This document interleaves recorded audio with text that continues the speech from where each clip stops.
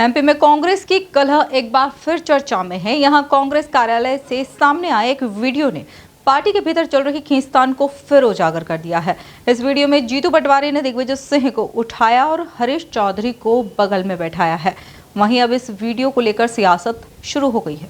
देखिए, कांग्रेस के अंदर खाने में कुछ ठीक नहीं चल रहा है, बहुत कुछ गड़बड़ झाला चल रहा है। वहां पर दिग्विजय सिंह और कमलनाथ जी को जिस प्रकार से हाशिए पर ले जाए जाने का प्रयास किया जा रहा है, जिस प्रकार से जीतू पटवारी और उमंग सिंगार की जोड़ी ने और हरीश चौधरी जो प्रभारी हैं, इन तिकड़ी ने, तीनों ने मिल करके जिस प्रकार से जो वीडियो वायरल हुआ, और अभी एक दिन की बात नहीं है, अभी इसके ठीक पहले जब मीनाक्षी नटराजन के चुनाव का जो फॉर्म नामांकन निरस्त हुआ, उसके बाद जब प्रदेश कांग्रेस कार्यालय पर एक प्रेस कॉन्फ्रेंस होती है, उस प्रेस कॉन्फ्रेंस में जब दिग्विजय सिंह जी जेपी घनोपिया जी जो वरिष्ठ कांग्रेस के नेता हैं, वरिष्ठ अभिभाषक भी हैं, उनसे सारे घटनाक्रम को बताने की जब बात करते हैं तब भी उनको रोक दिया जाता है, तब भी उनको टोक दिया जाता है, और हरीश चौधरी जी प्रभारी कहते हैं कि हम हमारे हिसाब से देख लेंगे।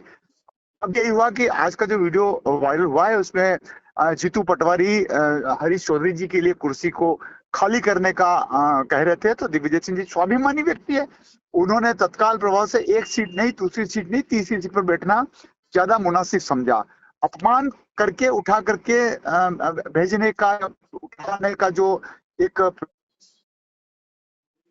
आप गए और बड़ी गंभीरता से उन्होंने लिया। और कांग्रेस में तो वैसे भी देखिए, कहीं वरिष्ठता का ध्यान नहीं है। अगर ध्यान होता तो ये सारे घटनाक्रम नहीं होते।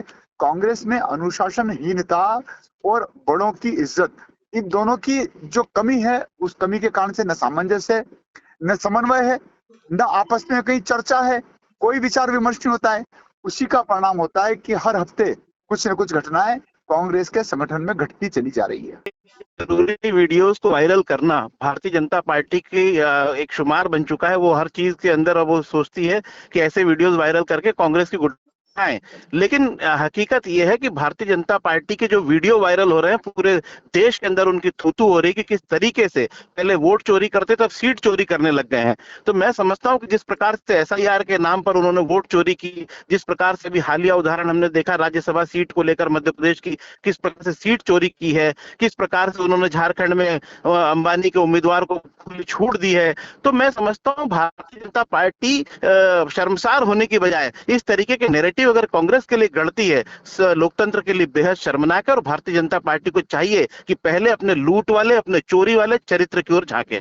निश्चित रूप से जो मुद्दे हैं नहीं, उनको मुद्दा बनाने का प्रयास यदि भारतीय जनता पार्टी कर रही है, इसका मतलब साफ है कि वो अपनी चोरी पर पर्दा डालना चाहती है। लेकिन जनता के सामने पूरी तरह से एक्सपोज हो चुकी है, पूरे दुनिया में मैसेज फैल चुका है कि एक ऐसी पार्टी हिंदुस्तान में राज कर रही है जो न केवल वोट चोरी कर रही है, सीट चोरी कर रही है, और लोकतंत्र के ऊपर जिसने डाका डाल दिया है। देखिए, कांग्रेस तो अपनी जो भी रणनीति है उसके तहत पूरी तरह से तैयार है, और भारतीय जनता पार्टी यदि किसी भ्रम में है, ये छोटी छोटी चोरियां और डकैतियां करके वो आगे भी सत्ता में बनी रहेगी, तो भारी भ्रम में, जनता में भारी विद्रोह है। और अब कोई भी आम चुनाव आने दीजिए, परिणाम सब साफ दिख जाएंगे, क्योंकि बंगाल से भी जनता ने सबक लिया है कि अब हमको पूरी तैयारी से भारतीय जनता पार्टी को हराना है। ये सीट चोरी के जो गणित है, इनके जितने भी इनके वोट चोरी के गणित है, अब ज्यादा दिनों तक चलने वाले नहीं, जनता के सामने एक्सपोज हो चुके हैं। देखिए, भारतीय जनता पार्टी क्या कहेगी? वो ये तो कहेगी नहीं कि हम चोर हैं, हम डकैत हैं, वो तो यही कहेगी कि कांग्रेस की गलतियों से हुआ है। लेकिन ये तो पूरी दुनिया देख रही है ना, किस प्रकार से सीट चोरी और डकैती भारतीय जनता पार्टी कर रही है।